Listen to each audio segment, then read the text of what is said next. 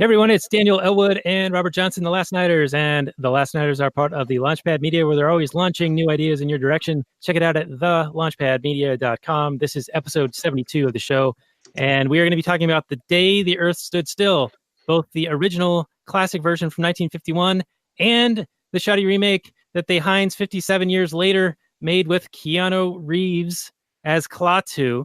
And we also have a special guest. He is Dr. Dennis Foster. He was born in the belly of the beast, where the first movie takes place, Washington, D.C., but raised mostly in Colorado. He is now a professor at Northern Arizona University in Flagstaff, and he focuses on macroeconomics, money and banking, and public choice theory. Welcome to the show, Dr. Foster. Hey, thanks for having me on. It's a real pleasure. Well, we appreciate you joining us. We are a fly-by-night show with very limited educational experience. We kind of make things up as we go, so it'd be really nice to have somebody who knows what they're talking about, kind of anchor this down for us into reality. And Robert, did you want to jump in at all? Yeah, I like jumping in. Yeah, dude. Yeah, I just want to say that having now watched these movies, I'm surprised that these aren't more discussed. That I've never heard of these before. Like as libertarian movies, as having interesting things to say, worthy of discussion. They just kind of gotten forgotten. And so I really want to thank our guest for bringing it up and having us do these movies, because I think this is going to be a really great episode. I've got a lot to say. I don't know if we're going to get to all of it, but if I don't, I want to get to it in KTO, because there's a lot here. And I want to see if you got anything different going on, because damn it. Anyway. Just so much he wants to say right now. So rich and juicy, Daniel. All right. Well, we might have to get into the Kathleen Turnover Drive for some of it. And that's available for our Patreon supporters. Dennis Foster is a Patreon supporter of ours, actually. And so you can join him and get that additional content over at lastnighters.com/Patreon. Other things you can do to help the show, and probably the most important thing you can do, is give us ratings and reviews on iTunes, and also subscribe to the YouTube channel. Those are the biggest things that help get our visibility raised so that more people can get recommended our show and have a listen. So hopefully we can snag a few more peeps. But with that, we might as well get into this, because we have so much content, I think. So there's two movies we're talking about, and the Google description, I will do one and then the other, and then I'll get your reaction, Dennis, and then Robert's, and then we will just kind of meander from there as we are wont to do. So The Day the Earth Stood Still, 1951 drama, sci-fi, 1 hour, 34 minutes, 7.8 on the IMDb, 94% Rotten Tomatoes, and 91% of the Google users like it. The description is: when a UFO lands in Washington, D.C., bearing a message for Earth's leaders, all of humanity stands still. Klaatu has come on behalf of alien life who have been watching Cold War-era nuclear proliferation on Earth. But it is Klaatu's soft-spoken robot, Gort, that presents a more immediate threat to onlookers. A single mother and her son teach the world about peace and tolerance in this moral fable, ousting the tanks and soldiers that greet the aliens' arrival. Came out September 28, 1951. Director is Robert Wise. Stars Michael Rennie as Klaatu. And the music is also really, really well done in this one. The budget was $1.2 million. And I can move on to the next one if you guys are good with that. Or do you want to... Wait, $1.2 million on the original? Yes. Wow. Okay. But that was back when money... Sounds like a lot of money back in the day. 1951, that sounds like a ton of cash, and it doesn't look like it showed up on screen. I mean, the effects are... I imagine it was all in the actor salaries and the production, but wow. Well, okay. they did a lot of, when you look at those scenes, they staged a lot of things outside that involved a lot of extras. So certainly that would be part of it. The science fiction aspect is rather minimal in terms of the effects, but yeah, it was a big budget picture for its time. Yeah, interesting. And the single mother in this, I think Patricia Neal, I guess in an interview later, she was surprised at how this turned out and how good it turned out, and also how well received it was, because she had, while they were making it, the opinion that, this is just another one of those a bit schlocky sci-fi movies that were kind of being made at the time. And that was a bit, kind of her expectation. That kind of is what it looks like. But the script is just so much better. And of course, it all comes together at the end, but it just turns from a kind of schlocky script into, wow, this movie has something to say. Yeah, something. Agree or disagree? It's got something to say. All right. Well, let's read the next one, and then we'll get into the discussion. So, 2008 version. We've got Keanu Reeves, Neo from The Matrix, playing Klaatu. 2008 drama, fantasy, 1 hour, 50 minutes, 5.5 on the IMDb, 21% Rotten Tomatoes. Roger Ebert gave it a 2 out of 4. However, 84% deserved. 84% of those Google users like it. Klaatu, played by Keanu Reeves, is an extraterrestrial visitor to planet Earth, and he becomes the herald of upheaval on a global scale. As the world's governments and scientists race to understand what is happening and how to stop it, Dr. Helen Benson, played by Jennifer Connelly, and her stepson, Jaden Smith, come to understand the chilling ramifications behind Klaatu's statement that he is, quote, a friend to the Earth.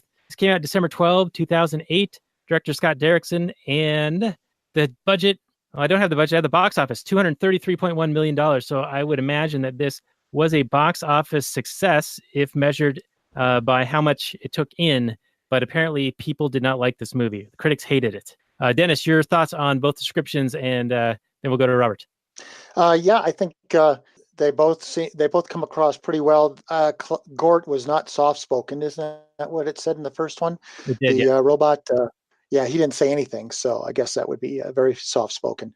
I can say that I didn't see the first movie when it first came out. I was born a few years later than that, but I did see it when I was a kid, and it stuck with me.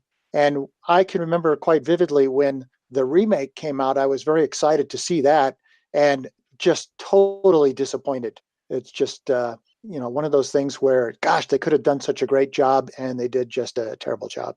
Wow, he throws down the gauntlet immediately, Robert. Sounds like me and Dennis are on the same page on this one. I'm curious to know exactly why Dennis is if his reasons are the same as mine. I understand why they had to change the story. The height of the Cold War was just getting started there in 1951, and everyone was terrified of nuclear holocaust. You had the Russians that were big and bad. They just won World War II. Everybody's super excited. Korean War is getting fired up. But here in 2011 was when this one was made, Daniel? 2008. Okay, so that doesn't play as good when the Soviet Union is gone and doesn't exist anymore, right? So they had to change it to humans are bad, environmentalism, humans are killing the earth.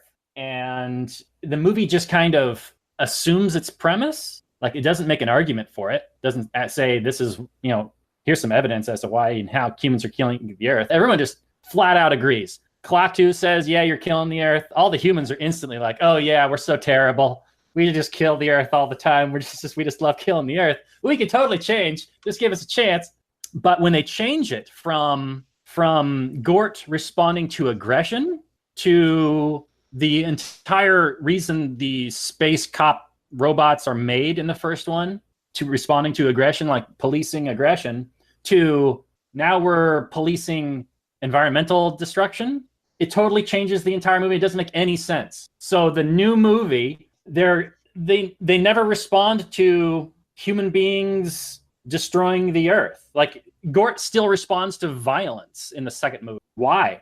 Why doesn't he respond to environmental destruction? He should have seen somebody littering and then obliterated that person. That would at least make sense. But they still went with the responding. Well, and they changed it, the word aggression to violence, which also upset me. But yeah, these are some of my original thoughts. But there's all sorts of stuff in here I want to get into. All right. Well, that's also very interesting. I think that they treated Gort more as Klaatu's bodyguard in the second one. So more specific to just being his guardian, and not like, it isn't even revealed in the 51 version until later towards the end that Gort is capable of destroying the entire planet, and that he is this almost dead man switch for, hey, if we go out of line, then there's this immediate outsized, outscaled, not proportional doomsday scenario that happens to us, which I have quibbles with that, Robert. Yeah, you should. You absolutely should. There's nothing to scale about the 1951 version. There is no proportionality at all in the response from the space robot cops. Right. And in the 2008 version, it's Keanu Reeves, Neo's down there saying, hey, there's only so many habitable planets. Right. And if you guys are going to mess this one up, then we're going to have to take you down, because your one species doesn't outweigh the thousands and thousands of other species on this planet that you are wantonly destroying with your straws and floating plastic islands. So for the greater good, we must murder everybody. Right.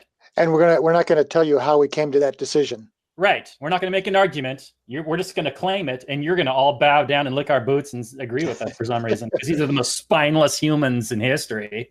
And we could have told you this 20 years ago, but we don't like to get involved until the last minute when we have to destroy you. And it's not like we have all this amazing space technology that we could share with you and help be more environmentally friendly. We couldn't do that. We're just going to come down from our on high position and judge you guilty and murder everybody. Yeah, here's a super biodegradable straw. Use that instead. They could have, but he didn't want to. All right, so why don't we, since my notes are more linear? Yeah, let's go from the first movie. Yeah, that's what I got. Do first movie, and then we'll go to the second. Okay. All right, so my first note is that this movie is kind of based on a Cold War / patriotism thing, and it's trying to sort of maybe play up the angle of military sacrifice and maybe have a bit of a message for world peace, like the dangers of the potential for destroying the entire planet with nuclear arms. And so the message is, hey, we just had this world war and all these people died. It would be for naught if we just screw it up and blow ourselves up again. That was kind of like what my envisioning of why they made this movie, like what message they're trying to tell us. Yeah. The Gort represents total nuclear annihilation for sure.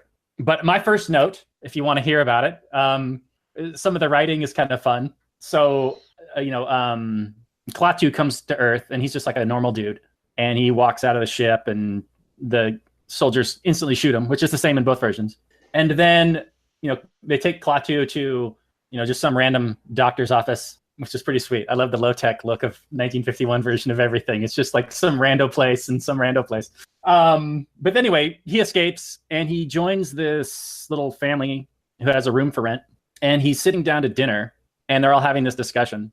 And they're all talking about this alien problem. And they're like, one of them is like, why doesn't the government do anything? The other one says, what can they do? They're only people like us, which was great line. Thank you very much. And then he goes, people my ass, they're Democrats. It's pretty funny. Did you read that as he was saying that Democrats aren't people? Yeah. Okay. It wasn't like, no, they're Democrats. They're better than people. No, I thought absolutely. They're not even people. Okay. They're less than people. The finer cloth argument. So that was my first line. What do you got? What's your first thing you wrote down? Well, I thought that it was interesting that Klaatu wanted to meet with all the heads of state at the same time rather than favoring any one. Granted, my perspective is, well, none of these heads of state are really leaders in any sense of the term, like legitimate leaders. And they even make that point in the 2008 version a little bit. At least the Jennifer Connelly character does. But I did like that Klaatu said that he has impatience for stupidity, trivialities, and petty squabbles. And at the time, this was, the capitalism versus communism. And I don't think that's a petty squabble. This is like individual freedom and rights and liberty and property rights versus collectivism. I mean, that is not a petty thing. And if we span it to the 2008 version, if they're really worried about pollution and environmental destruction, then just get rid of all the governments. You don't need to take out the entire human population.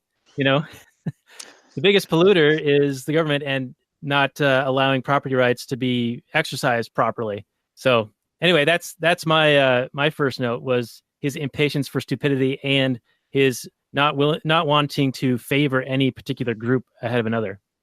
Well, and I kept seeing Ron Paul when he was talking about stuff like that. We aren't here. We're not concerned with the internal affairs of your planet. They may be serious to us, but look, as long as you don't take it beyond the Earth, then it's not going to be an issue to us. It's for you to resolve. And he had two points about that. One was the development of nuclear weapons, or I guess maybe at the time they just called them atomic weapons, and the development of rocket technology. And it was the combination of the two that then presented a danger to others in the solar system, I guess, that led to his coming to Earth to say, you got to, whatever you do, you got to keep your troubles here. Right. Yeah, that makes sense. I do see the non-interventionist Ron Paul foreign policy initially, but then sort of the backtracking of like, well, then you did this, so we're going to go against our principles here. Well, they definitely raised the threat level pretty high, and it's not clear whether that's just kind of a Trump thing. They're just browbeating us into listening to them or something. But at the end, it was like, no, it sounded more like aggression is going to be responded to, and maybe that is going to be more in terms of the proportionality that we were talking about earlier. Yeah, it's interesting because towards the end, they do make it more explicit, especially when he explains how Gort is basically their doomsday scenario and self-imposed, or they put themselves voluntarily into that situation, which is bizarre. But it's also very collective. They put themselves. Yeah. Did everybody agree? Did the children agree? What's the situation there? But anyway. Right. Yeah, exactly. But when they say that having that ability to project some destructive power out of your own planet puts everyone else at risk, even if it's perhaps, unintended or accidental, I kind of see the argument that you would want to mitigate that in some way. But on the other hand, it also is almost making that Bush doctrine of the preemptive strike. We have to strike them over there before they strike us over here in the shape of a mushroom cloud or whatever. And it's kind of the posturing with Iran and North Korea that keeps happening. And that's hot button these days, right? That seems to be amping up. And right. We're going to have to start a war because they're about to get a nuclear weapon, because they've been about to get a nuclear weapon for the past 30 years. Right. Meanwhile, it's the people talking about that, saying it's bad, who have actually used them on a civilian population and have, I think, detonated over 1,000 of them over the course of decades of nuclear testing. Yeah. But it is at least the recognition of property rights in the 1951 version that is very clear, as opposed to the 2008 version where they say, well, this is your planet, but we deem that you're not good enough. Well, who has a better claim to this planet than humans? Us or some alien race? How could he possibly say that no matter what we do to this planet, that we don't have a better claim to it than an alien race? It's ridiculous. Are you talking about the 2008 version? Yeah. Yeah. I think he's saying that the other species, being more numerous, have a better claim to this planet than humans do? Yeah, the tribbles, because there's millions of them, have more of a claim than the, peak sentient beings on the planet. That the Earth is like a public good or something. Yeah, it's a universal good that it's everybody's property, right? And if you're not treating it properly, they're the galactic communists. Yeah, I really thought that the 2008 movie was 180 degrees opposite of the message of 1951. And it's like, even if you want to make it topical, it's just, you've changed the whole tenor and tone of what happened in the 1951 movie. And one of the lines that I liked the most was the idea that where is it that you have the ability to pursue more. Oh, here we go. The result is we live in peace without arms or armies, secure in the knowledge that we are free from aggression and war, free to pursue more profitable enterprises. And I love that line. Yeah. Yeah, under threat of annihilation. But well, as long as you aren't aggressive towards somebody. Yeah, but right? I don't think the in the 51 movie it may be a little bit nebulous, but I don't think they're threatening to kill everybody because somebody does something. It's more tempered, even though the threat to level New York City certainly was a little bit out of sorts in that regard. Yeah, I didn't get that feeling. I got the feeling that as long as if anybody ever attacked any other planet from Earth, they would just kill everybody on Earth. That's the impression that I get. But I also have issue. I mean, I like that quote for the most part, but I don't like the part where he says without arms. So they've voluntarily completely disarmed and given all this power just to these space robots. That just creates a huge incentive for anybody to hack the robots and just take complete control. And then you have a completely vulnerable population to do with as you please. So I don't like disarming. I think everybody should individually arm for themselves and worry about their own protection. In addition to possibly also creating some sort of universal space cops if everybody agrees with that. But I still have issues with the children, the future children, all somehow agreeing to this. We should all be our own Gort. And it may be that we could interpret it sort of like a Second Amendment thing, and it's like, well, it's not that you can't have arms, but the nation states can't have armies and armed forces. Yeah, I wonder if they would consider in their society that since you can't have violence and aggression, then you can't have compulsory taxation. So basically, funding the Space Force. Yeah, I'm curious, right? Yeah. The robots are probably pretty cheap, so probably GoFundMe pages for them. There you go. Yeah, automated. We're losing our jobs, our gerbs to the robots. But let's go back to the 51. What did you guys think? I thought this was fun. When Klaatu wants to take the kid out to the movies, and he's like, well, how are we going to go there? Is this going to cost money? And the kid's like, yeah, it's going to cost some money. And he's like, okay, well, I don't have money. I got these. And he pulls out a handful of diamonds. And the kid's like, diamonds is money?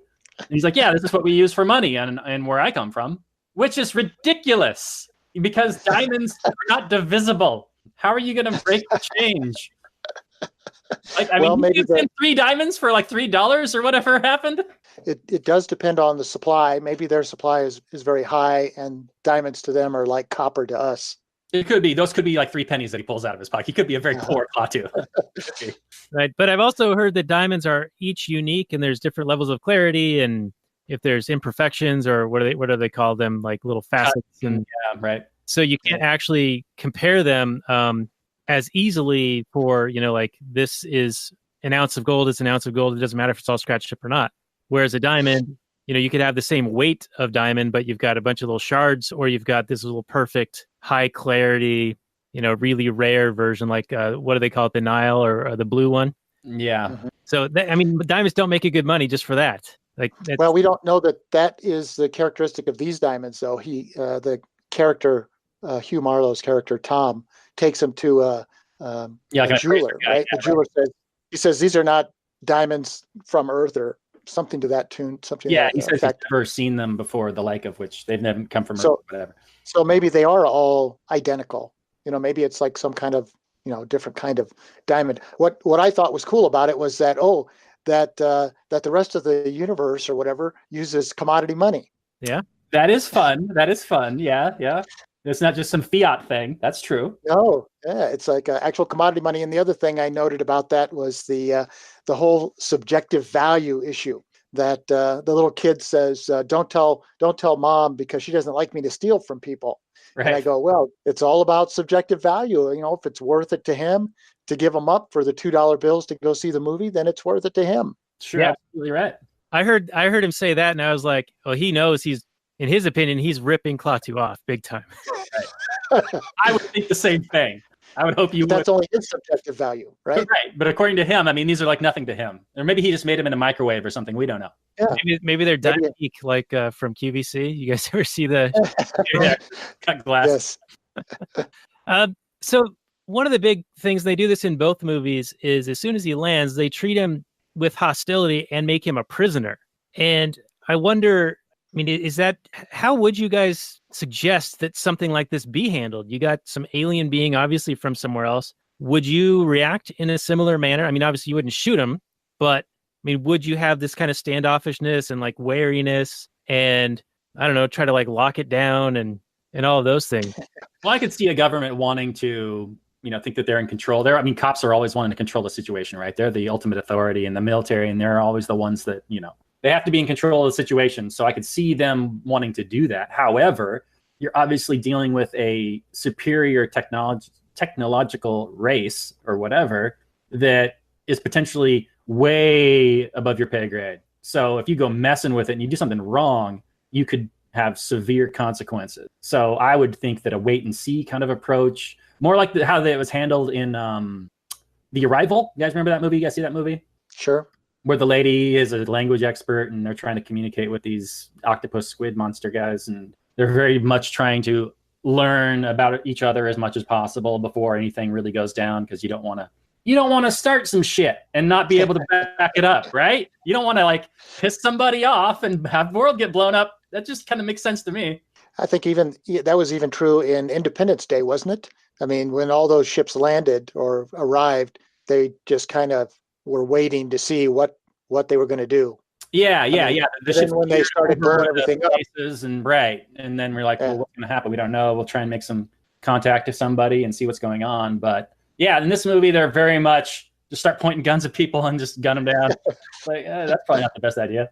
Yeah, it was. Well, it's always somebody with a trigger finger, though, right? It's not everybody shoots at them. It's just somebody makes a shot, and then somebody says, "Stop your firing." Yeah, did you guys see that as kind of an anti-gun thing? I now that I'm thinking about it, maybe it kind of was, but I didn't really notice it at the time, or didn't think about it at the time. Maybe kind of, sort of, I don't know. Not necessarily. It does surprise me if one person does fire. I think that would elicit more people to fire, because there's this sudden break in the tension. Like people are going to be startled by that. So if one person fires, wouldn't you think like a bunch of people would, and then it would just kind of escalate from there? Yeah, that's usually what happens. And it is kind of funny in the 51 movie where Klaatu is saying some nice things, and then he reaches in to his uniform, right, and he pulls out the device, and then it opens up, and then he gets shot, and then everybody decides now he's a friend because he got shot. Right, then they all rush up to him and And it's like, oh man, we didn't mean that. Yeah, that was weird. Yeah, and they did that even in the 2008 version after they shoot him in the street, and then people are all of a sudden like crowding around him and all that. Where you think if he's like this menace and this alien life form, you're not sure what's going to happen, like that you wouldn't immediately react that way, especially after they just shot him. And him pulling out that like tricorder thing that had the spikes come out. Yeah. What would they call that? Like a furtive motion. I mean, it looked could have been a weapon of some sort, and that action looks like it could have meant harm, potential harm. Sure. Yeah, I would agree with that. I wrote down something about he could have let us know he was coming ahead of time, and that he had some gifts for us, and instead of just landing. I mean, that seemed a little rude. Even when you go visit somebody here, you got to give them a phone call first. Yeah, you think that maybe they should have done the contact move where they transmit the messages on the third, angle of the plans or whatever. Well, they had to like look at the sound frequency sideways or something to see the plans to build the little rotation thing. Yeah, something like that. Is that what they had to do? Yeah. It's fun how the different space movies have dealt with different alien invasions. Like in this movie, they don't care at all if Klaatu is maybe carrying some pathogen, so they're not in the space suits, worried about contamination or anything. They just run right up to him and grab him, and they're like, "Hey, what's up? Hey, he looks like one of us. Whatever, who cares? You just got out of a spaceship." People do that all the time. Yeah, so I gotta ask, do a couple of X-rays. Yeah, sure. What day did the Earth stand still? Because in this one, the first one, they call it a spring day in one of the radio announcements. But then the suit that he borrows from the hospital says July 18th, 1951. But then little Bobby, or whatever his name is, has school tomorrow. So I'm like really confused here. Yes, I think that was just an oversight. It's technically, from what I read and saw, technically it should be the summer of 1951, but some of those other references, make it more confusing. I think also the images of Washington, D.C. are of springtime as opposed to summer. Okay, yeah. And wasn't it also when they showed, maybe this was the 2008 version, where they showed the spheres in the different cities around the world? It was always daytime. Yes. The Earth is flat. Everyone. It's behind the curve. We're all illuminated, apparently. Oh, right. Let's see. Oh, I had one note in here that somebody said all reputable scientists caution to not jump to conclusions. I thought that was good. Doesn't seem to be happening these days. I like the one from 1951. Barnard says, "It isn't faith that makes good science, it's curiosity." And I thought, well, that would be a good way for scientists to think today. Yeah, for sure. Yeah. Now, there is one thing that I really had a gripe with in 51. And that's Lincoln Memorial. Yeah. They say, I need to talk to a guy like that. A great man. Yeah, that was pretty rough. I wrote that down as well. He's such a great guy. I'd love to talk to him. Yeah. I mean, we could get into it, but we don't really have time to talk about all the crimes of Abraham Lincoln. No, just read the DiLorenzo books, and you will be set straight on your public or government education of what Lincoln was all about. Of course, his sum total of his knowledge is just that one little speech. And it's like, well, that one little speech is pretty good. Yeah, the speech isn't too bad. If it wasn't, if it actually came from somebody that believed those words or something, sure, maybe. Yeah. One of my favorite lines from the 51 version is people are substituting fear for reason. That also seems very present day. And isn't it Tom Woods? He's been saying this lately, that it seems abundantly clear that the right understands the left's positions and arguments, but the left has no idea what the right's positions and arguments are.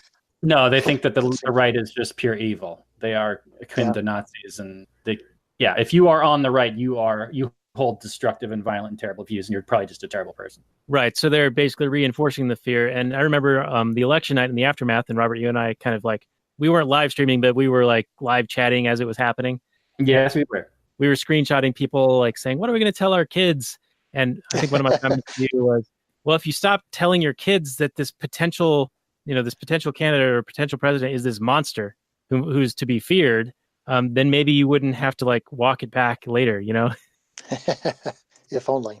Let's see. I don't know, my favorite line from the movie is Gort Barada Nikto, because that's the one that has stuck around right? All the cultural references to that. Yeah, I'm not familiar. What is this? That's the so it's what he says to have Gort stand down.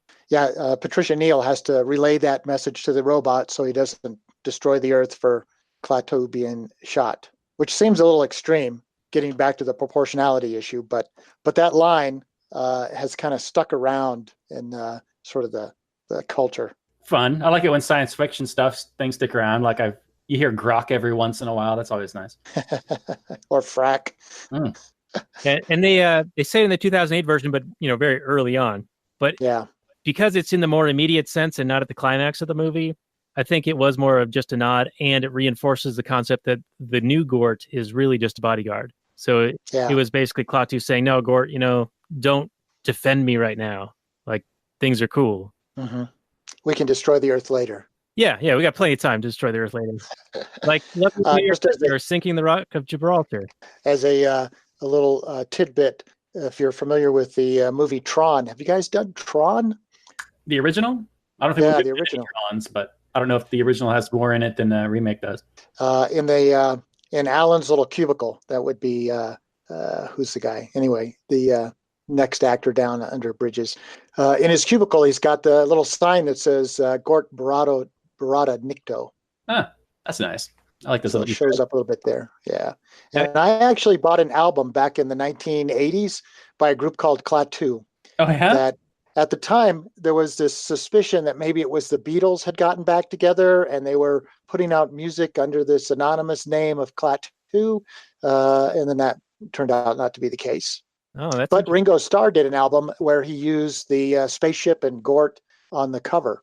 And then his face is cut into Klaatu's face. So a couple of little cultural references there. Yeah, pop culture references. And we missed one on a recent episode of Galaxy Quest. One of the aliens is named Klaatu as a nod. Yes, that's right. The day they stood still. Yep. Nice. So we missed that one. Okay, before we move on, can I just say that can I compare the two kids in the two movies? Even though the first kid is a real Leave It to Beaver, Gosh Golly Willikers type kid, I found him super endearing. Whereas the Jaden Smith character, I didn't care for him at all. I mean, whatever, he's just a little kid, but I thought that the 1951 kid had a lot more personality to him. Yeah, what'd you think of his mom, basically gaslighting him? Like, no, you were just dreaming that. No, that didn't happen. What do they call it? Patterning the witness or something? Like, it's not leading the witness, but it's like when the investigators, the police, basically tell you what happened, and then the witness starts to believe that's the series of events. That's what happened. Yeah. But then his shoes are wet. Right, and then she's like, maybe he was. That did seem a little, a little forced in terms of whoever believes that, that your parent says, "Oh, you were just dreaming." It's the early evening. I'm pretty sure he wasn't dreaming. Yeah, right. Yeah, you just had an amazing dream just now. I'm sure of it. Can we talk about the fiance guy, Tom? Oh yeah, sure. Hugh Marlowe, also another actor in a lot of these sci-fi movies. I hated that guy. He was such a jerk. Yeah. Well, he was an insurance salesman. Well, what did you think about him at the very end when he was like, "No, I'm gonna be the one to take this guy down. Someone's got to do it. I'm gonna, make my bones and get rich out of this, and you're gonna be married to a fantastic guy." And then she's like, "I'm not marrying anybody." I mean, if from his perspective, he's dealing with an alien menace, and he's doing his part to deal with it, right? But he's also doing the turn in your neighbors thing, like the East Germany situation, where he's being a good little bootlicker and following the indoctrination to. Oh, sure. He's working within the system that he knows and understands, and he's going to be a part of that, and hopefully move up in that and rewarded. And yeah, he's going to get a pat on the head for sure. Right. Meanwhile, totally ignoring what his very important person in his life is saying. But in his defense, nobody bothered to explain to him what was going on.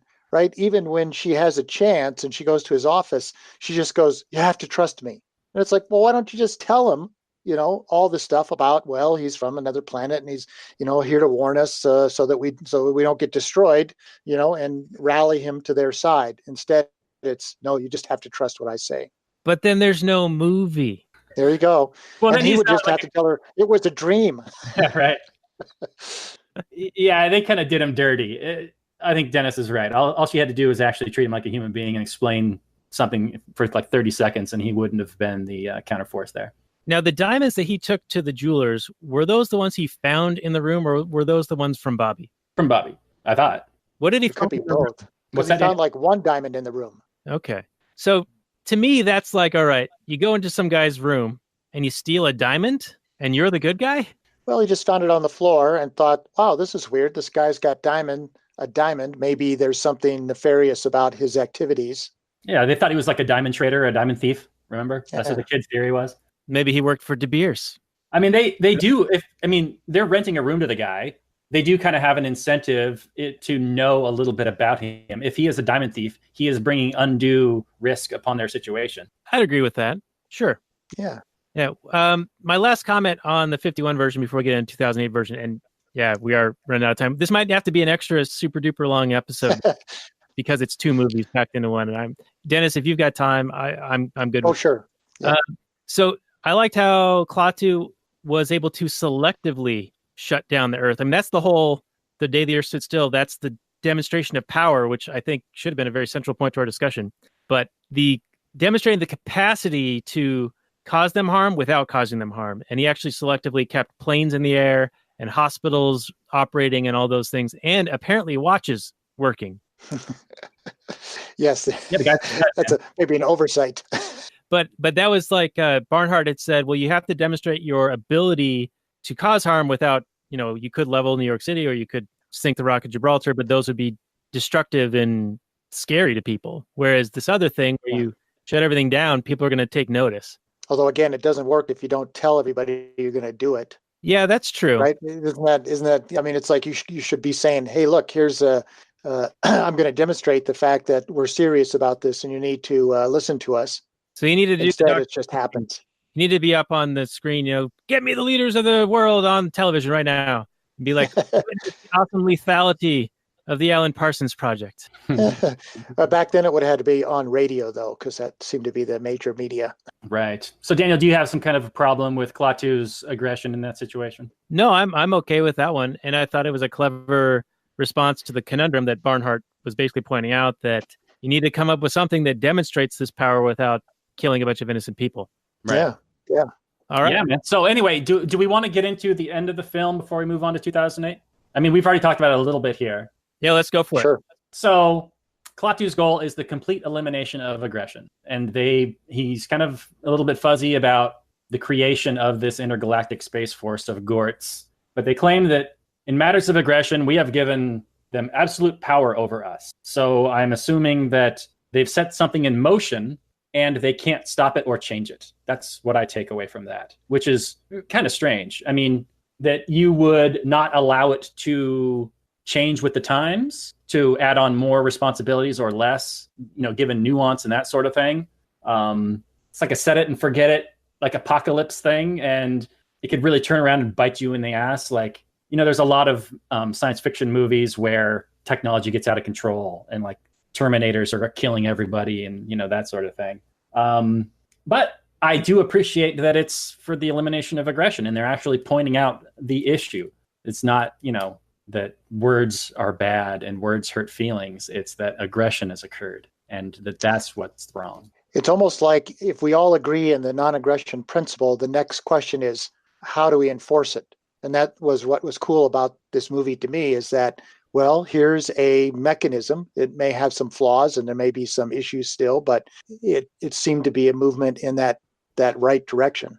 Yeah, I appreciate the heart of what they were trying to accomplish. I don't know about giving up all your weaponry and all your ability to defend yourself even from your own creation. That seems like, wouldn't you have built in like an off switch? I think I probably would have built in some kind of an off switch, but well, actually, really YOLO on the creation of this intergalactic space force. It seems like his comment, the Gort Barada Nikto, is like, don't respond to the violence committed against me. Right? Because that's what he's saying. He's gone, okay, so you've seen some aggression and it's towards, me, but I'm going to order you not to respond to that. And so maybe that is a little bit of an out. Okay, so that's a little bit of an off switch and like ignore this particular. I voluntarily give up my property rights in this situation. Yeah, something. I'm down with that. So he's like, Alexa, don't defend me. Right. Yes. But I still have issues with all the future kids born into these civilizations that never agreed to this. I'm on board with a group of people wanting to live off in their own little enclave and whatever, but it does raise issues with the. I think though, as I understand sort of what was going on here, that it was only insofar as taking our aggression beyond the Earth, right? That we could still be aggressive against each other. Right. They're not going to do anything about that. It's just that, well, if you come out and you start lining up missiles around Mars, well, we're going to take that as a threat. Right, but if they can travel at the speed that they could, and it was 4,000 miles an hour per second or whatever it was, couldn't they pretty quickly respond to an aggression, an extended aggression, rather than just the capacity to have aggression in that, outside of the Earth, but when they were actually posturing to do so? Like, weren't they prematurely getting involved here? I'm thinking that if we sent a missile, if we sent a spaceship to Mars, the thing is, right next to the spaceship would be another spaceship with Gort inside. And it's like, well, are we going to really try to menace Mars with the policeman right next to us, who's then going to destroy us as soon as we shoot our missile off? Yeah, no cops, no stops, right? Something. I mean, I don't know how many Gorts there are, but the impression was that there were enough to, keep people from aggressing each other. Right. But it seemed to only appear, within his eyesight or in his visible range, right? At least, especially in the 1951 version. I don't know about that 2008. Maybe a little bit better sensor range. Is it making the argument that, the more we're watched, the better we'll behave? So Facebook will be the ultimate policeman? Yeah, or the whole NSA thing, or the Panopticon, the Jeremy Bentham solution. Well, that is true psychologically, right? I mean, they're not wrong about that. Yeah, but I would have issues with it. I don't think that you can actually develop fully human flourishing under that kind of regime. Well, under that kind of authoritarian regime, but the main thing that kind of stops people from behaving badly in otherwise normal situations is the views of your neighbors and your friends and other people. Like there's a whole bunch of looting, like in Hurricane Katrina, when everybody evacuates the city, right? But there's not a whole bunch of looting when people are all living in their homes and doing business as normal. Yeah, there's social constraints and social pressures, but those are more of I don't know, market-based and not so much this collectivized, right? No, the NSA is not your friends and neighbors. No, you're absolutely right. Right. Well, I mean, in the Stasi, it was your friends and neighbors, but and in struggle sessions, yeah. Yeah. So, you guys want to move on to 2008? Yeah, that dumpster fire, and then we can. One other thing I was going to mention, that is in some of the commentaries, one of the things that comes up is this this metaphor for Christianity as well, because he's revived from the dead, and the censors demanded that they add a line in there of dialogue that he says, well, the power of life and death is only granted to the spirit, something like that, the eternal spirit. Yeah, and that was not a line in the script, and the director had to put it in there because of the censors, because they thought, well, this would convey a competitor to Christ. And then his name on earth is Carpenter, which of course also is alluding to Christianity. Sure, yeah. And in 2008, if I'm not mistaken, John Wick walks across the water. Does he? When he's out at the little pond talking to the little sphere that comes out of the water. In the movie, he kind of walks across the water. And I thought, well, maybe it's just a little nuance thing to play with people's minds. But that's fun. I didn't even connect those dots. Yeah. And in the 2008 one, he heals a dead guy, right? So he's there, right? The cop. Yeah. I want to talk about that a little bit when we get into this one, because I'm like, well, why'd you smash him up if you're just kidding? It's like he has weird powers. Yeah. Okay, now correct me if I'm wrong, but the very, very end, the very last line of the 1951 movie is basically, your choice is clear, join us or die. Would you take that as a threat or more as hey, this is the situation? But it seems to me it's like a threat. But it's more like a promise, hey, if you attack us, then there will be a response. I think it's if you want to leave your planet, you're going to have to join us. If you don't want to join us, then you're just going to have to stay on your own planet and do whatever you want to do. Yeah, it still sounds like they're claiming ownership over the rest of the galaxy. Yeah, but they did just homestead it. Did they? Having space cops? Did they? Yeah, I mean they're using it. They're able to traverse it and travel within it. Seems like they have a higher claim to it than the Earthlings. Maybe they've done that for some of it. I wouldn't say that they own all of it. As far as you can see, light years away. Everything belongs to you. Plant the flag, Robert. All right, we're moving on. Moving on to the 2008. Yeah, the 2008 watermelon environmentalist Claptrap, which stars Keanu. John Wick 3 is coming out this week, I think. So perhaps we can do another Keanu Fest at some point in the future and do some of the John Wick movies because I hear they're good. Yeah, if you want some good kill 'em action stuff, it's some pretty fun stuff from what I hear. I've seen the first two. I haven't seen the third, but I heard the third's got some really good action in it too. It amazes me that they've even done more than one. I mean, I saw the first two as well, and I thought after the first one, well, that's it. There's not going to be a sequel. Right. And they made so much money, and they were like, hey.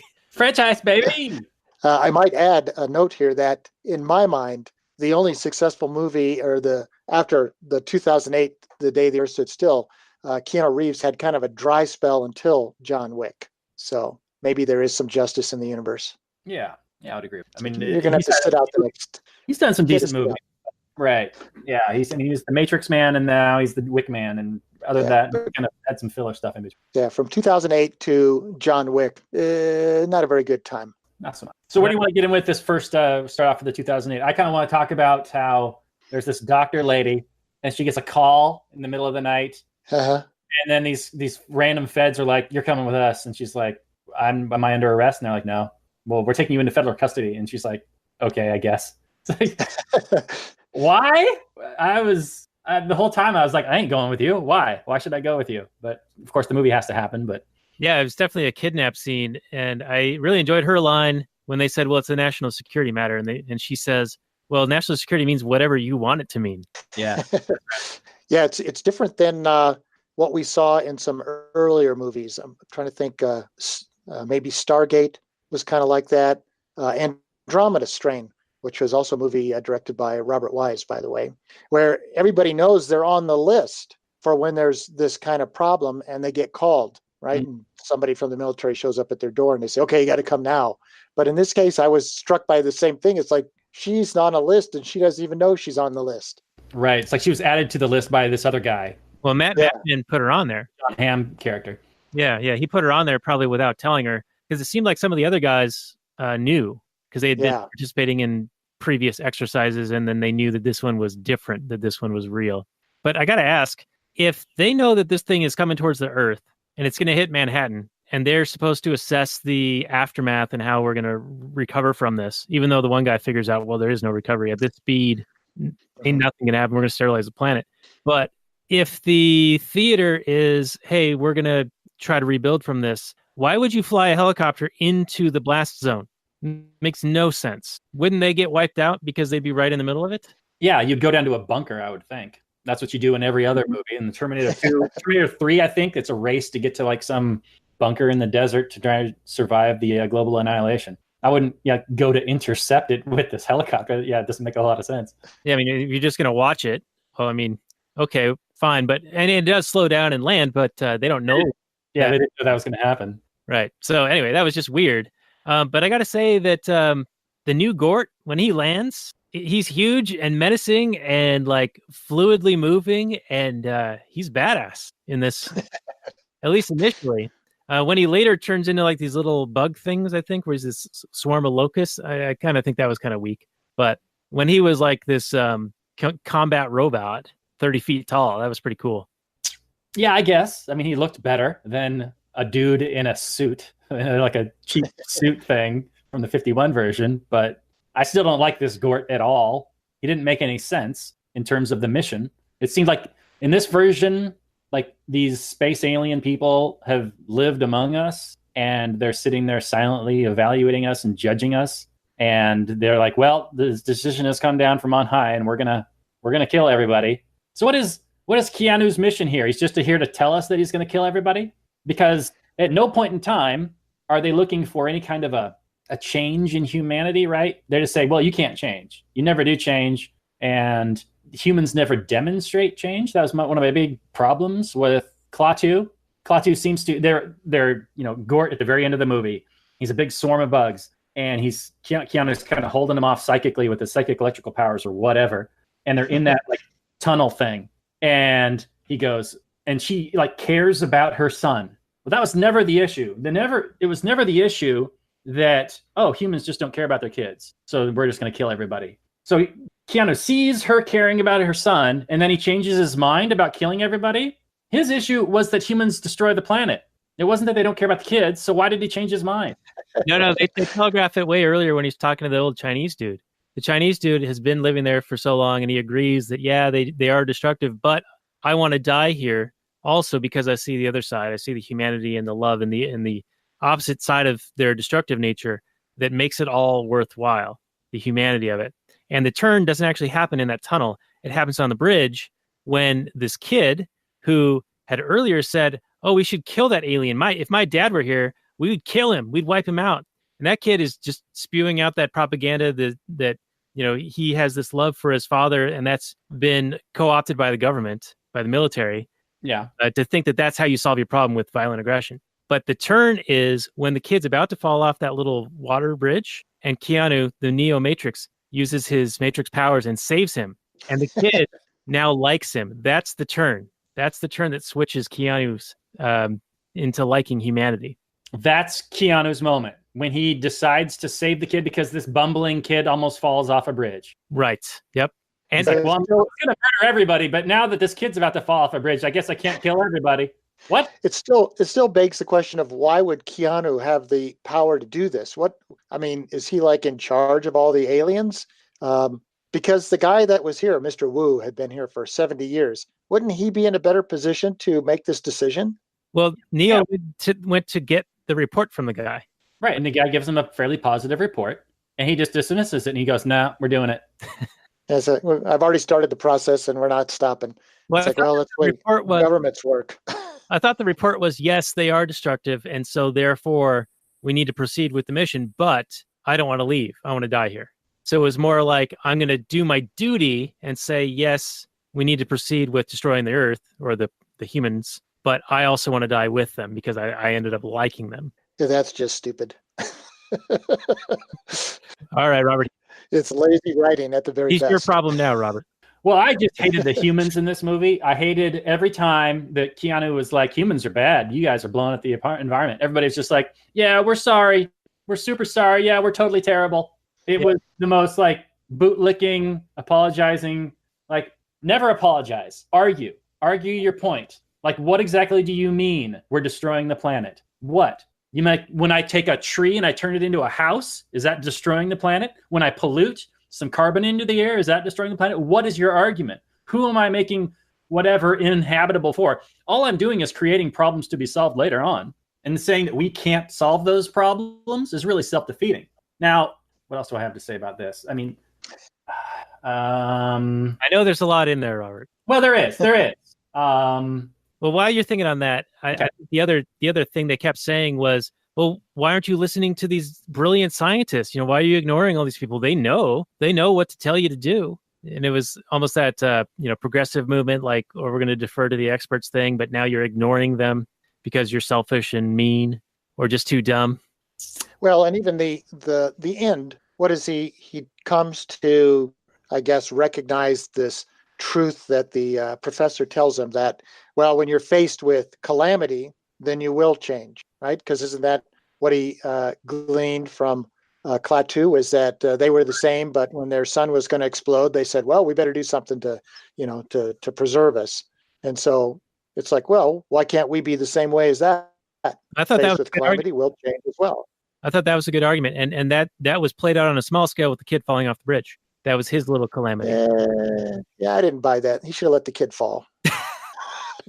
The kid was the worst part of the movie, I thought. Yeah, let him fall. Get that 1951 kid back.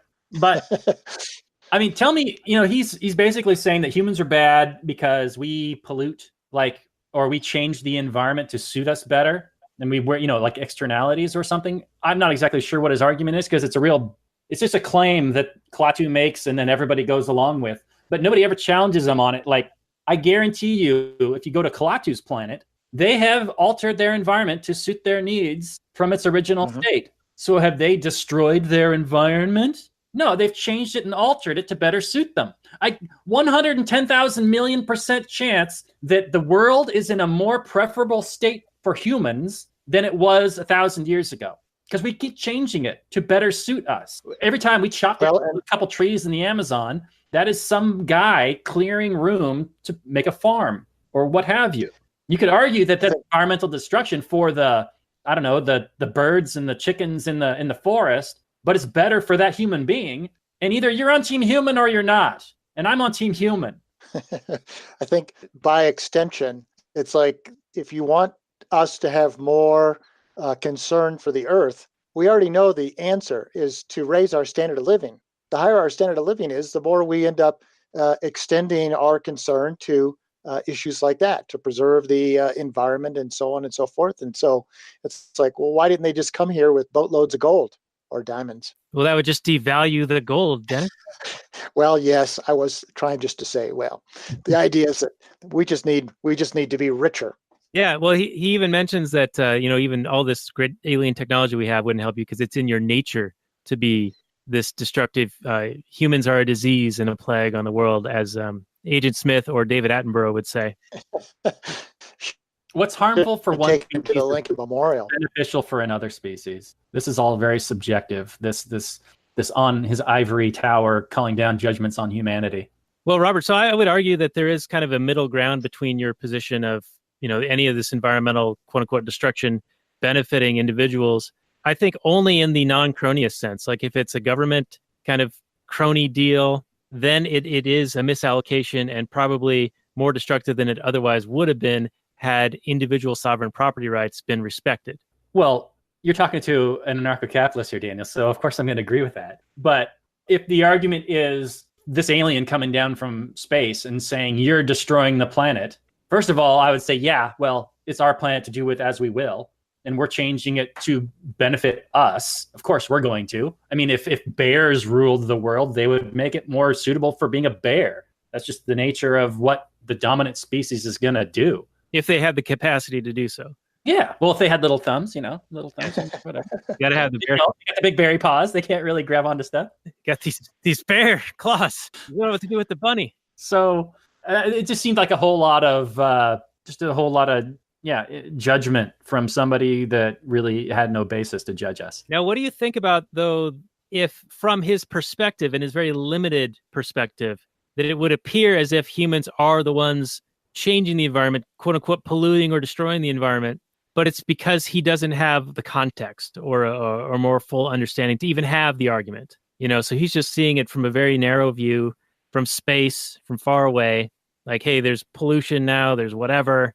Well, sure. So to him, he's going to see it as, well, you guys are destroying stuff. Well, yeah, I mean, like the average, environmental lefty guy sees us clear cutting a forest and, this is bad, this is horrible, this is destruction of the environment. And for him, yeah, humans are the biggest changers of our environment. We have the technology, we've got the brains, we've got the ability to do that more than a whale or ants or whatever.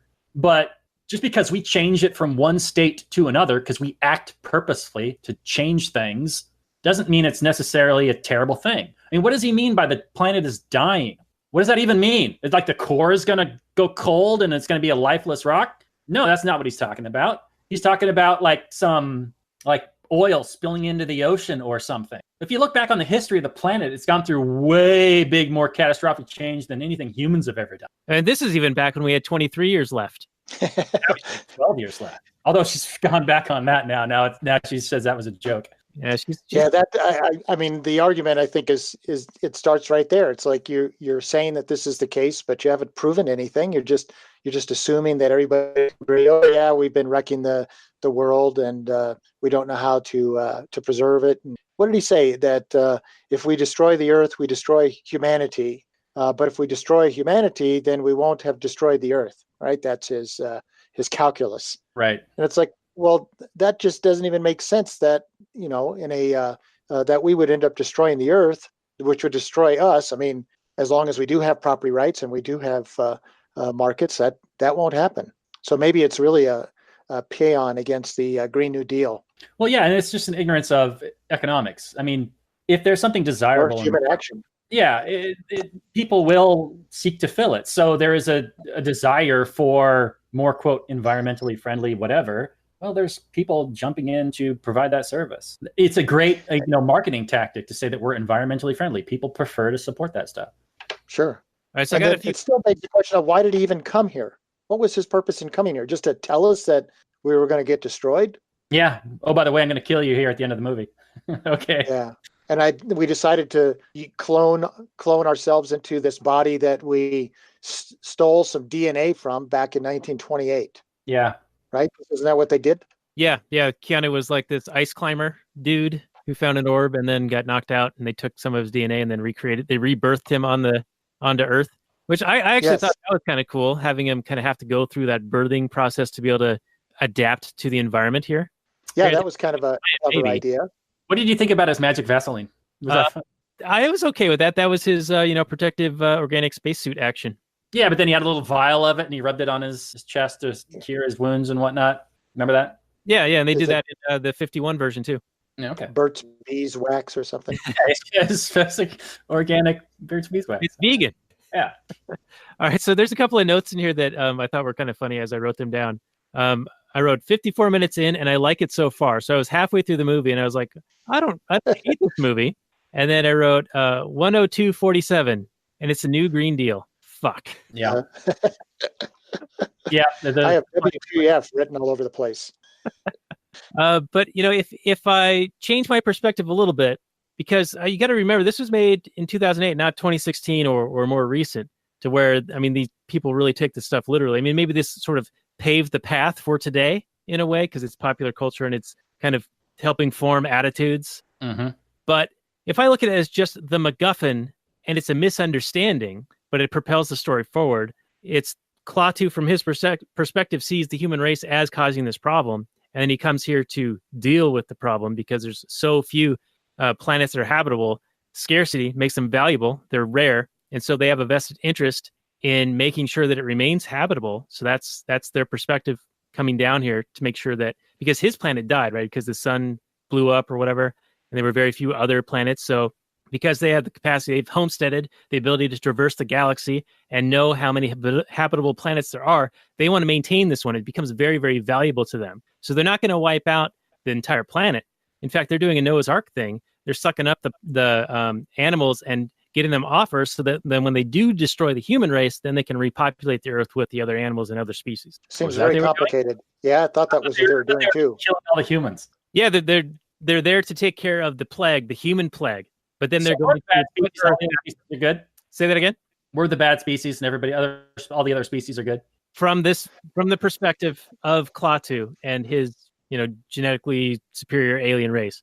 But it comes back to a misunderstanding, right? It was this narrow perspective, and he didn't have any argument. No, he just had a claim. Right, he had a claim, and he didn't engage people in argument because the government people didn't allow him to even get in front of people to have this engagement, to have this argument. And I remember when the Kathy Bates character, Misery, she's like, his DNA is now government property. No one's going to be studying this. That was like an outrageous claim, Like the scientists were saying this is the most important discovery in humanity, and the government's there saying, no, it's going to be classified top secret. You guys are never going to see this ever again.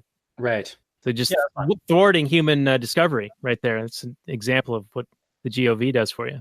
Sure, absolutely. So getting to back to the issue of how they destroyed the humans, they had the little bugs, the little whatever they were, locust or something. They were destroying everything, weren't they? They were, yeah. So their technology is terrible.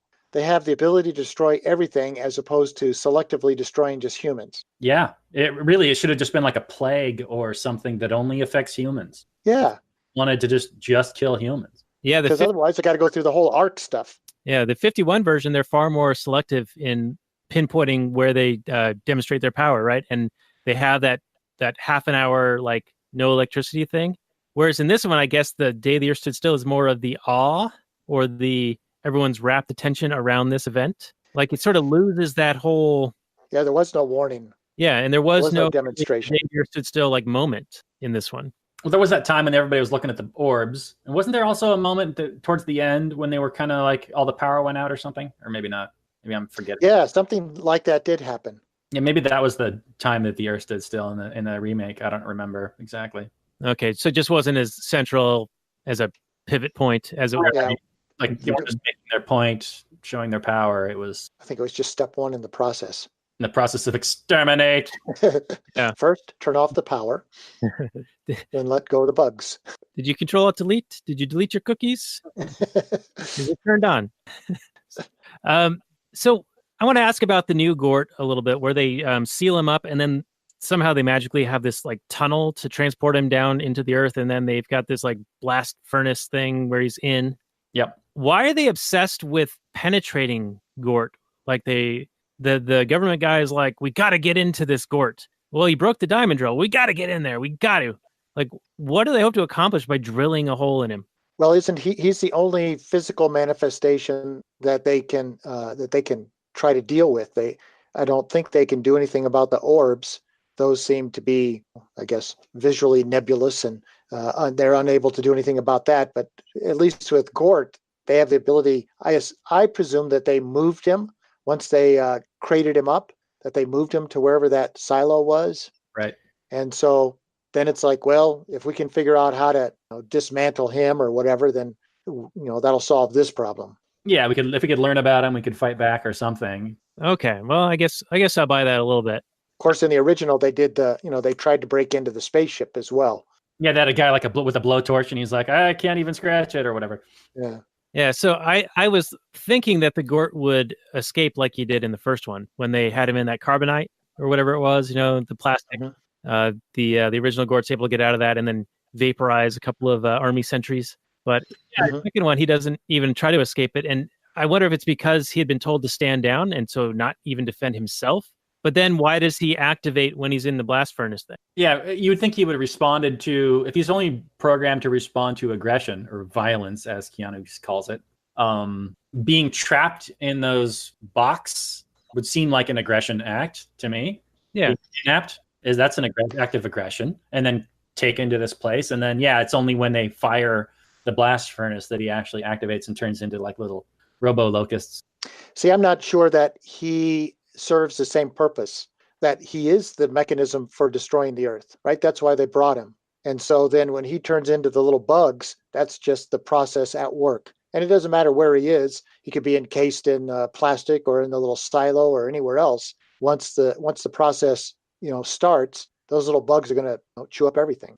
Right. So it was Keanu when he was in the swamp and he touched the orb, that's what activated it? Or was it the blast furnace that activated Gort to go ahead and kill humanity? It must have been Keanu, right?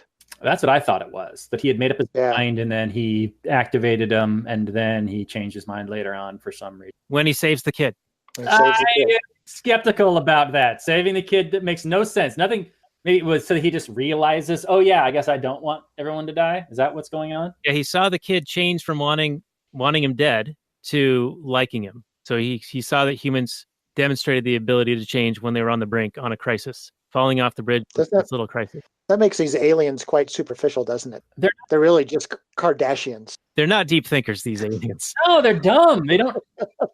It doesn't change their entire mission. Their entire mission is to kill humanity because humans are killing the earth. At no point in time in this movie do humans demonstrate that they're going to change or that they are capable of living without hurting the earth. So Keanu's change makes no sense. No, he's making the change because humans have something else on the flip side that makes them worth preserving. Well, so not sure they're preserving though, right? If they want to preserve us, they could put us in the little orbs too. That would be aggression though, Dennis.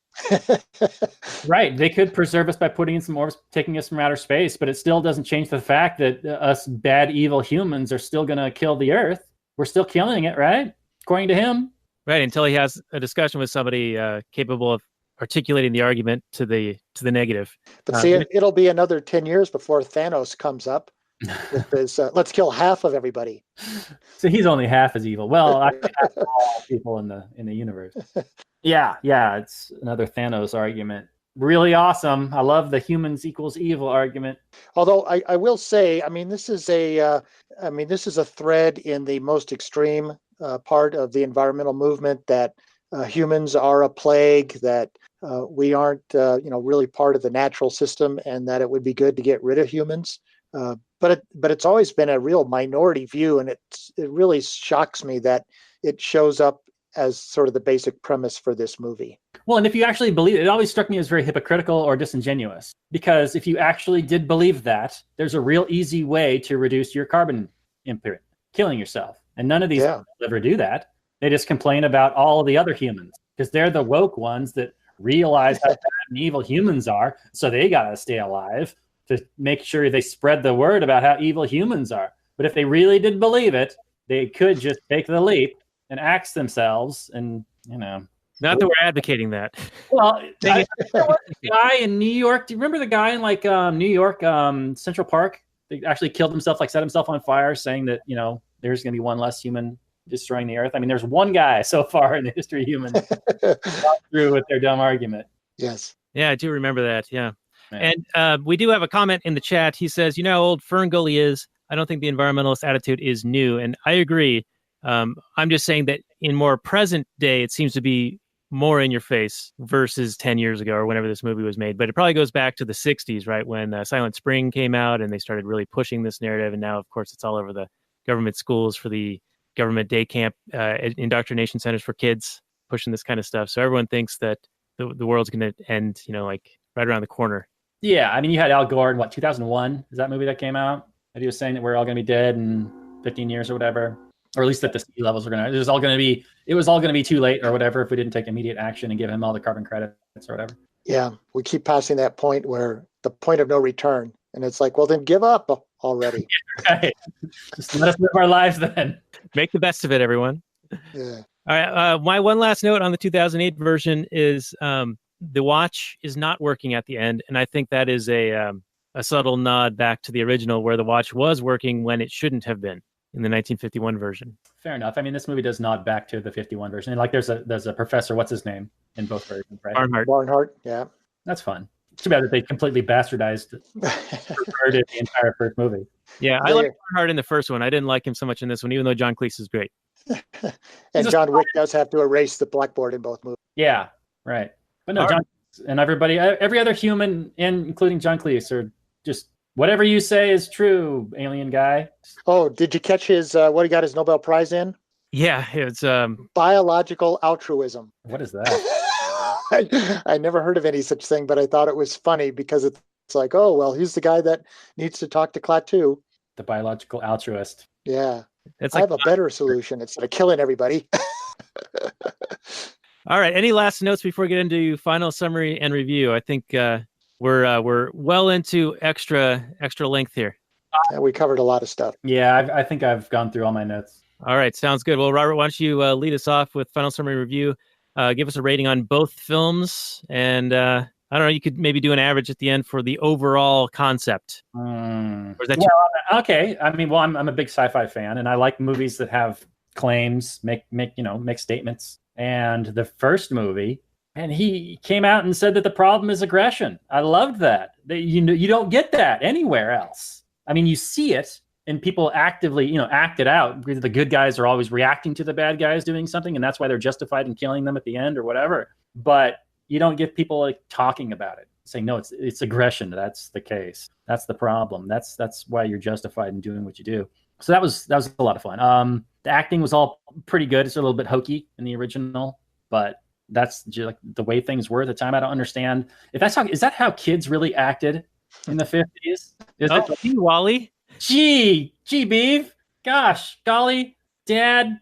Anyway, I thought it was fun and charming. I don't know how accurate it was, but whatever.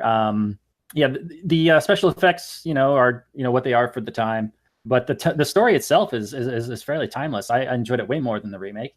Even if the remake adds it's definitely done in a different style, more of a modern style of a movie. But I understand. Like I said, I understand why they changed it from Cold War nuclear scare to environmental destruction, because the Cold War nuclear scare wouldn't really play very well now. But I really don't like this. Everybody knows humans are bad. Everybody knows we're destroying the earth. So, and go. I think that's just really lazy, and that's just obvious pandering to your political message, your political ideology, or whatever. It's you don't do anything to actually argue the point, and you don't do it in any kind of an interesting way. And it kind of perverts the original in the sense that Gort is supposed to be this guy that reacts to aggression, but now you're changing it to Gort reacting to pollution, which he should have done, but he didn't. He's still reacting to aggression. So like you're right, he turned him more into like a bodyguard. Yeah, he's Kevin Costner to his Whitney Houston. Right. But yeah, so the movie, the remake just didn't play well for me at all. It's just garbage, just absolutely garbage. All the humans in it are garbage people. Fight back, show some spine. So I'll give the first movie like an 8, and this movie like a 4. The remake a 4. I wish they had picked something else than humans are bad, environmental destruction, blah blah blah, blanket statements, vague arguments, just lazy garbage. All right, Dr. Foster, we'll use your honorific now since we're closing it in more formal respect here. Well, I liked what everybody had to say about these two movies. The first one, whenever I first saw it, I don't know, must have been the early 1960s, probably as a kid, has always stuck with me. And even though it's old technology, it's still very well done. And today it would be great to remake it, but to keep the same premise. But so much of that is hard to do. So I'll give it a 10 out of 10. In fact, I don't know if I noted earlier, the American Film Institute rates this as number 5 on the top 10 science fiction movies of all time. So they have, again, the critics kind of liked it a lot. And the other one, because it was just so awful, and yeah, okay, there's maybe a monetary interest in dealing with more topical issues like the environment.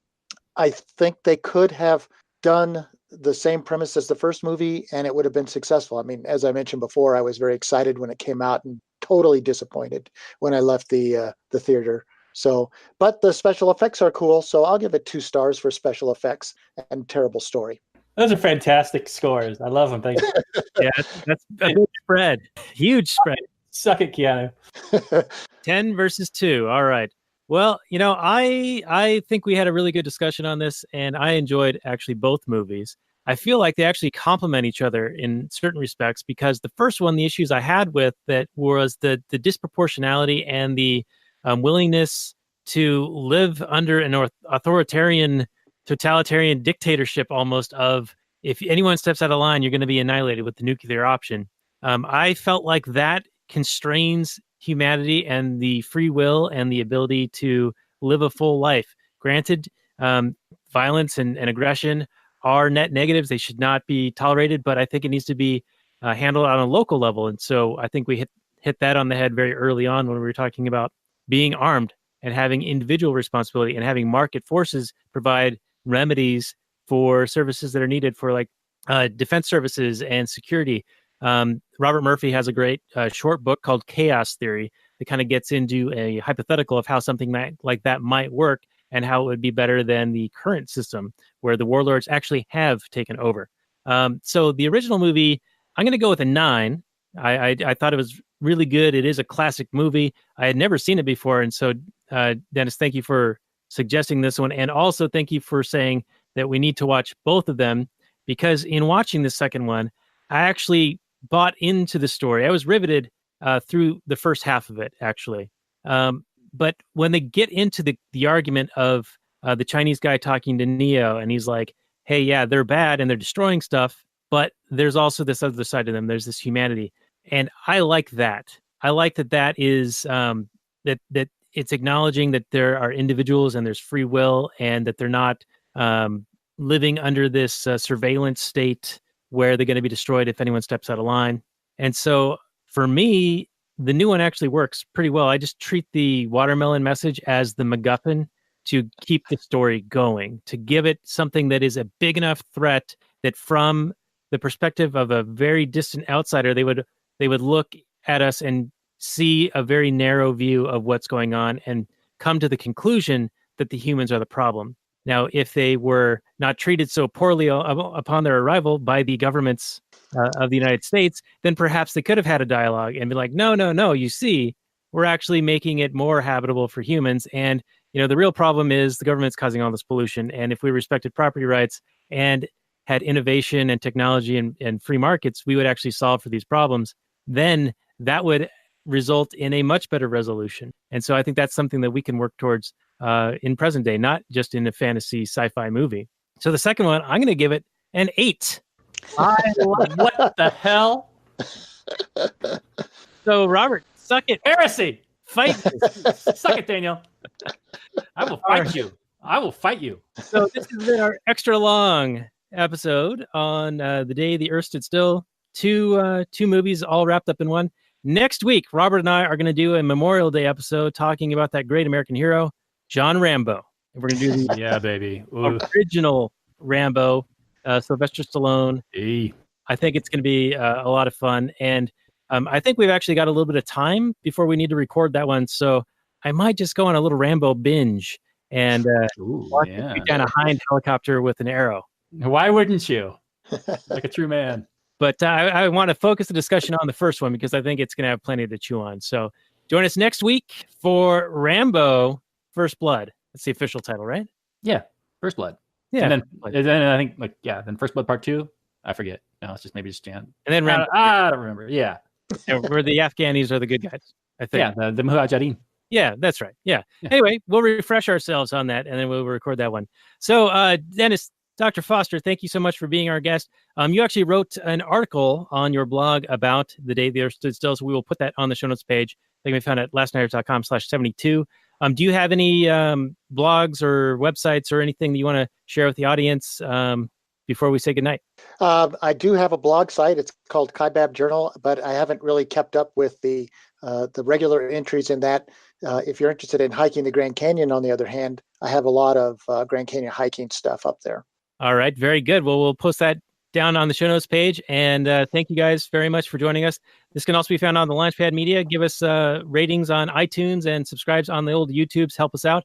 And you can also check it out at Patreon, lastnighters.com/Patreon, where we will have our Kathleen Turner Overdrive, which is bonus content for Patreon people. And we will have a little bit of that going on tonight after we end the show. So thank you guys and good night from last night.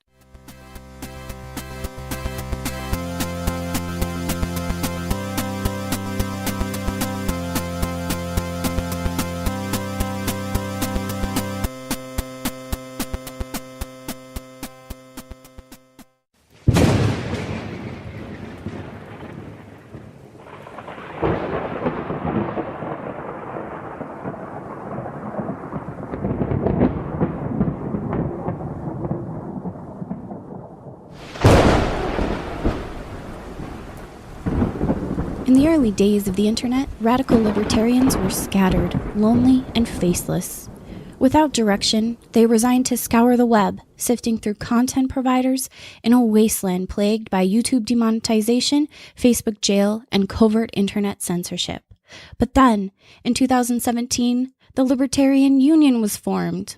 Finally, the average Joe libertarian could find a thriving community of independent podcasters and content providers, all in one convenient location.